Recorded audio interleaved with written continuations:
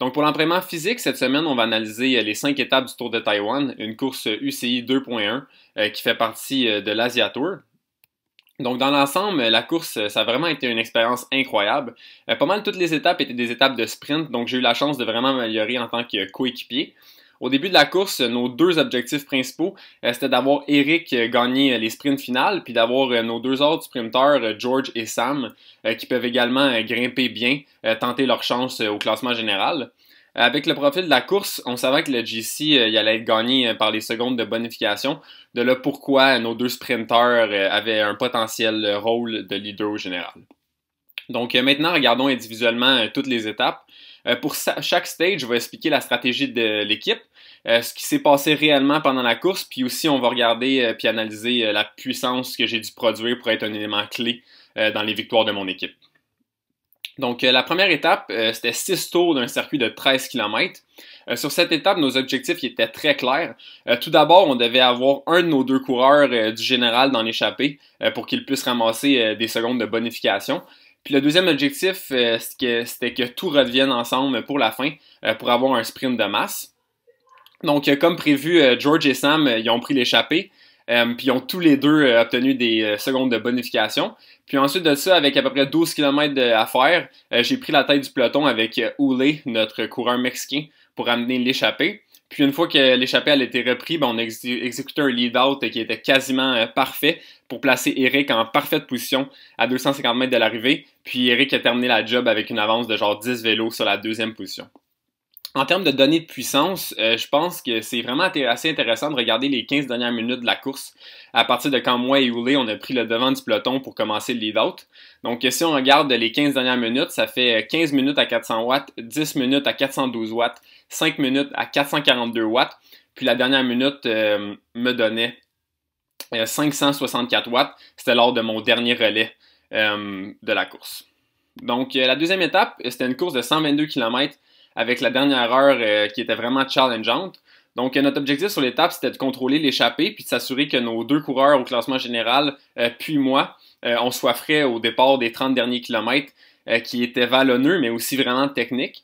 Donc mon travail pour les 30 derniers kilomètres, c'était vraiment de m'assurer que tout le peloton il reste ensemble jusqu'à l'évrée. Donc de rouler près de l'avant puis de ramener chaque attaque qui comptait plus que 7 coureurs. Donc notre but c'était vraiment que ça finisse au sprint. Donc au final, Sam il s'est fait dropper dans la dernière bosse, donc on a perdu un gars au GC. Mais à la fin, notre autre coureur, George, notre autre coureur du classement général, il a remporté le sprint du peloton à 4 secondes des 3 premiers coureurs qui ont fait le move gagnant à 5 km de l'arrivée. Donc ici, en termes de données de puissance, si on regarde les 45 dernières minutes de la course, j'ai fait 332 watts average, puis 397 watts normalisés.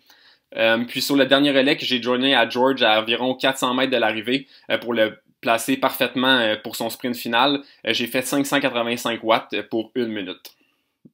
Donc pour l'étape 3 c'était presque entièrement plat, c'était 157 km mais il y avait une montée assez progressive suivie d'une descente qui était super technique au milieu de la course. Avec ce qu'on avait vu des autres années, notre objectif c'était vraiment que notre sprinter Eric il puisse passer la bosse de 8 km puis revenir dans le peloton puis gagner le sprint à la fin. Donc une fois qu'Eric est revenu dans le peloton, j'ai été mis au courant tout de suite par mon directeur, puis je me suis mis au devant du peloton avec 5 contre gras sans perdre de temps pour amener une grande échappée de 11 coureurs. Donc j'ai finalement donné mon dernier relais de 4 km à 1,5 km de l'arrivée, donc un dernier relais de 2,5 km pour placer mon équipe en position parfaite à la gauche de la route. Finalement, Eric il termine deuxième de l'étape.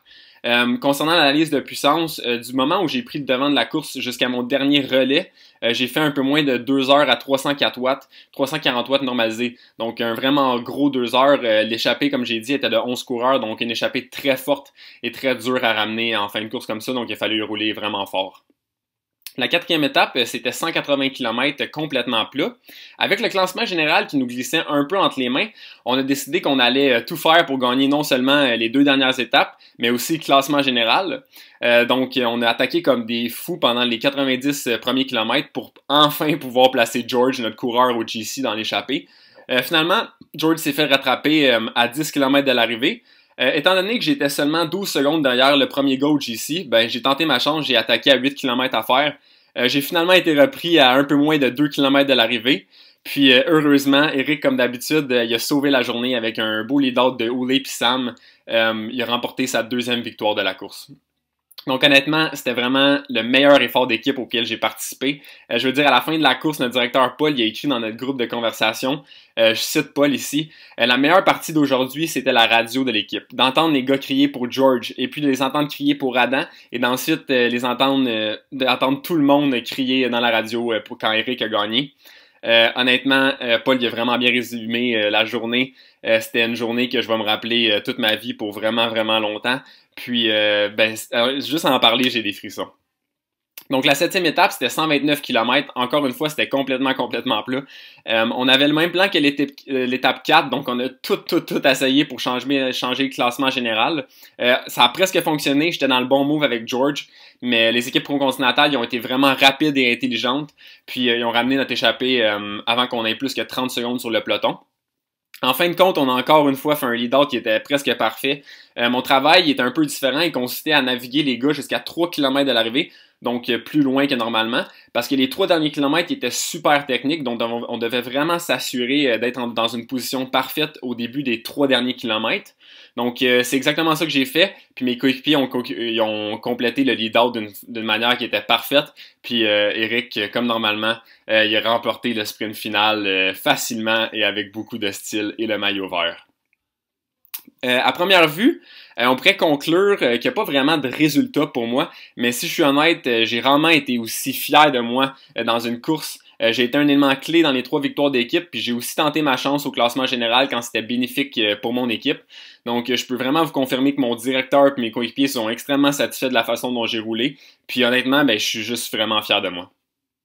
Donc un peu pour changer de la course, pour célébrer cette belle course, Paul, notre directeur, il nous a fait visiter les marchés taïwanais la soirée avant notre vol. Donc honnêtement, ça a été une expérience assez particulière pour moi. J'ai eu la chance de goûter à des choses que je n'aurais jamais mangées dans toute ma vie.